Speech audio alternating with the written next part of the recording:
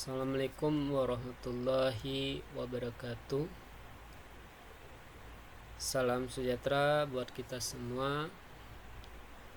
Yang terhormat Bapak Ibu Ketua LP2M Universitas Askia, dan yang terhormat Bapak Ibu Asesor. Pada kesempatan hari ini, dalam video profil program penelitian ini, saya menyampaikan hasil dari penelitian saya yang didanai oleh Mendikbud dengan skema penelitian dosen pemula tahun 2025 dengan judul pemodelan SIG berbasis web untuk prediksi dan analisis spesial cakupan ASI eksklusif pada bayi bawah 6 bulan di Kota Padang. Tim peneliti ketua saya sendiri, Jeffrey Rahmat Mulia, Skom dengan NIDN 10.01.01.94.02. Beranggotakan 2 orang. Yang pertama Ahmad Afif SKMN, NIDN 06.12.05.89.01, dan saudara Donald Ortega SKM MKes dengan NIDN 10.27.09.91.03. Latar belakang pada penelitian ini, di mana pemberi ASI eksklusif merupakan indikator fundamental dan standar baku bagi peningkatan kualitas kesehatan bayi serta kesejahteraan ibu secara global, di mana organisasi WHO secara konsisten merekomendasikan pemberian ASI eksklusif selama 6 bulan pertama kehidupan tanpa tambahan cairan atau makanan padat lainnya. Rekomendasi ini didasarkan pada bukti ilmiah bahwa ASI memberikan nutrisi optimal yang sesuai dengan kebutuhan fisiologis manusia serta menyediakan perlindungan kekebalan tubuh pasif yang krusial bagi bayi guna menangkal berbagai penyakit infeksi. Data lapangan yang kita temukan menunjukkan bahwa adanya kesenjangan antara target kebijakan dan capaian aktual. Berdasarkan hasil survei Kesehatan Indonesia SKI tahun 2023, cakupan pemberian ASI eksklusif secara nasional hanya mencapai 55,5%. Angka ini masih jauh dari target nasional sebesar 80% yang ditetapkan dalam Rencana Pembangunan Jangka Menengah Nasional. Di tingkat regional, Provinsi Sumatera Barat mencatat angkanya yaitu 66,42%. Meskipun secara statistik angka ini berada di atas rata-rata nasional, capaian tersebut menunjukkan adanya disparitas antara wilayah yang signifikan. Angka rata-rata provinsi seringkali menimbulkan bias data yang menutupi rendahnya cakupan di wilayah terpencil atau padat penduduk dengan akses terbatas. Fenomena ini menegaskan perlunya pengembangan sistem pendukung keputusan yang mampu menganalisis data hingga level mikro, guna membantu pembuatan kebijakan, mengidentifikasi wilayah prioritas, dan merumuskan strategi intervensi yang presisi di tengah keterbatasan sumber daya. Adapun tujuan dari penelitian ini yaitu Penelitian ini menggunakan sistem informasi geografis untuk memetakan distribusi cakupan ASI eksklusif secara komprehensif di Kota Padang, Provinsi Sumatera Barat. Dengan pendekatan ini, wilayah dengan cakupan rendah dapat diidentifikasi secara akurat, sehingga pemerintah dan lembaga kesehatan dapat menyusun kebijakan yang lebih efektif. Adapun pembaharuan dalam penelitian ini yaitu menawarkan pembaruan melalui integrasi simulasi Monte Carlo. Berbeda dengan metode deterministik yang menghasilkan nilai tunggal, Monte Carlo justru menggunakan pendekatan probabilistik yang memperhitungkan unsur ketidakpastian melalui distribusi probabilitas, di mana metode ini terbukti efektif memodelkan ribuan skenario kemungkinan melalui iterasi stokastik berulang, sehingga menghasilkan tingkat akurasi prediksi yang lebih tinggi dan rentang estimasi risiko yang lebih realistis. Dalam metode ini, variabilitas data diproses sebagai informasi penting untuk memetakan risiko kegagalan pencapaian target.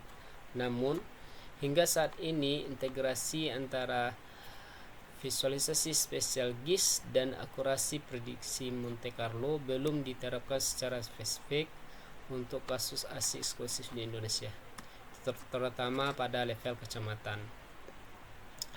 Adapun metode yang digunakan di dalam penelitian ini pertama yaitu analisis sistem geografis sendiri, lalu melakukan metode simulasi Monte Carlo, di mana yang langkahnya yang harus kita lakukan itu melakukan penginputan data. Setelah melakukan penginputan data, tahap berikutnya melakukan analisis spesial. Nah, dari analisis spesial ini baru dilakukan visualisasi kondisi aktual WebGIS. Nah, setelah itu melakukan konstruksi distribusi probabilitas. Nah, setelah melakukan distribusi probabilitas, setelah tahap berikutnya itu melakukan distribusi probabilitas kumulatif. Setelah itu membangkitkan bilang acak, status simulasi Monte Carlo. Nah, dari simulasi Monte Carlo ini apabila tidak ada data yang akan diinputkan lagi, maka dia akan menghasilkan sebuah simulasi. Justru sebaliknya, jika ada data yang diinputkan, maka dia akan mengulangi dari proses awal sampai menghasilkan hasil simulasi yang akurat. Hasil penelitian yaitu di analisis spesial cakupan ASI eksklusif dalam sistem informasi geografis. Ada 11 kecamatan yang kita analisis. Dari 11 kecamatan itu kita menggunakan dua periode data, yaitu data tahun 2023 dan data tahun 2024. Lalu kami mengklasifikasikan berdasarkan standar WHO, di mana ada data dengan tingkatan rendah, di mana klasifikasinya di bawah 50%, dengan tingkatan sedang klasifikasinya 50-79%, dan yang terakhir dengan tingkatan tinggi klasifikasinya dengan di atas 80%. Dari 11 kecamatan itu dengan periode 2023 dan 2024, kami menemukan hasil analisis itu sebanyak 8 kecamatan yang berada pada kategori tingkat tinggi dan 3 kecamatan pada kategori sedang. Di sini kami tidak menemukan kecamatan dengan kategori rendah. Maka dapat kami simpulkan bahwasannya hasil ini menunjukkan bahwa program ASI eksklusif telah menjangkau seluruh wilayah Kota Padang. Terus setelah melakukan hasil analisis ini, peta GIS membagi wilayah menjadi 3 kelompok dengan peningkatan signifikan, capaian tinggi tertinggi konsisten, dan wilayah prioritas penguat intervensi. Nah, berikutnya adalah ini hasil dari pengelompokan yang dilakukan terhadap peta GIS yang menyoroti 3 kategori wilayah. Kecamatan dengan peningkatan signifikan yang mencerminkan keberhasilan intervensi, yaitu berada pada Kecamatan Pauh. Yang kedua yaitu kecamatan dengan capaian tertinggi, kecamatan dengan capaian tinggi yang konsisten setiap tahunnya sebagai bukti keberlanjutan program, yaitu berada pada Kecamatan Lubuk Kilangan. Yang ketiga, kecamatan prioritas untuk penguatan intervensi yang memerlukan strategi lebih intensif, yaitu berada pada Kecamatan Kuranji. Nah, setelah kami melakukan hasil analisis dengan sistem informasi geografis, selanjutnya hasil yang kedua kami melakukan prediksi hasil eksklusif pada bayi di bawah 6 bulan menggunakan simulasi Monte Carlo. Di simulasi Monte Carlo ini kami menemukan hasil prediksi di Kota Padang ya tahun 2024, yaitu sebanyak 98%, di mana hasil percobaan simulasi untuk tahun 2004 ini digunakan data bayi penerimaan ASI eksklusif pada tahun 2023. Tahun 2023 ini yang dijadikan sebagai data trainingnya. Data simulasi ini kemudian dibandingkan dengan data real pemberian ASI eksklusif tahun 2024 untuk mengevaluasi tingkat akurasi. Hasil diperoleh akurasi yang bervariasi setiap kecamatan atau puskesmas, sebagaimana dapat kita lihat pada tabel.